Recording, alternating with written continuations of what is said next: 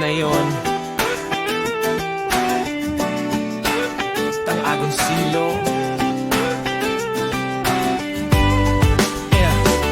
Kamusta na, Batang Agoncillo? Panahon ng tsinelas, bolat piko sa kanto. Tambay si Aga at si Narde, si Sandy may dalang gitara lagi. Si Jessie at Aike, kwelang magkaduo. Habang si Alan may kwento na bago. Si Ruben ading Ronnie, Roland solid tropa. Walang iwanan kahit ulan o araw pa.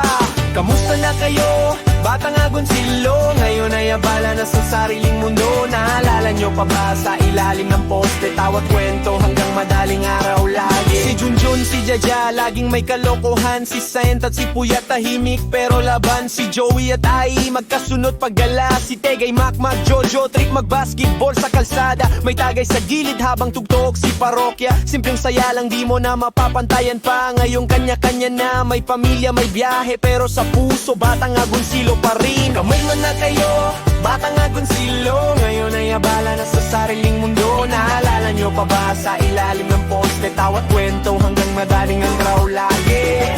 Kung sakaling magkita muli, balik lang sa dati sandali. Kape, tagay o kahit simpleng bate. Pre, kamusta ka na? Miss ko yung dati. Kamusta na, Batang Agoncillo? Hanggang sa muli nating kwentuhan sa kanto gatid.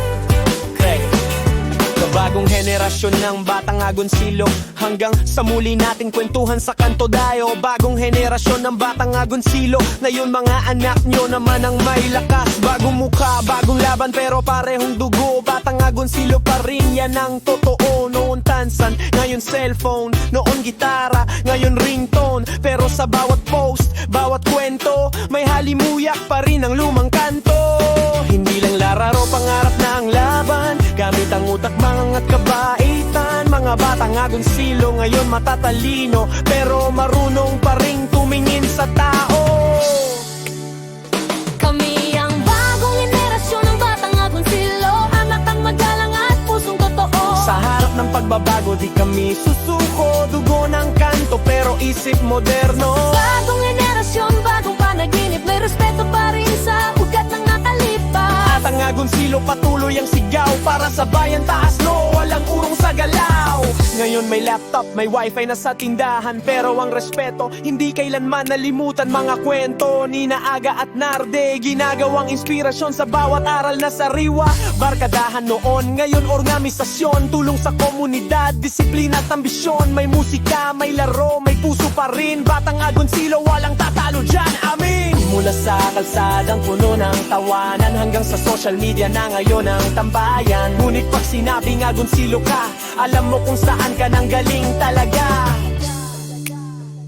Kami ang bagong henerasyon ng Batang Agoncillo. Matatag, magalang at pusong totoo. Sa harap ng pagbabago, di kami susuko. Dugo ng kanto pero isip moderno. Bagong henerasyon, bagong panaginip. May respeto pa rin sa ugat ng nakalipas. Batang Agoncillo patuloy ang sigaw para sa bayan, taas no, walang urong sa galaw. Sa pag-ikot ng panahon, dumadaloy pa rin ang koneksyon. Mula kina Aga, Narde, hanggang sa mga anak nyo ngayon.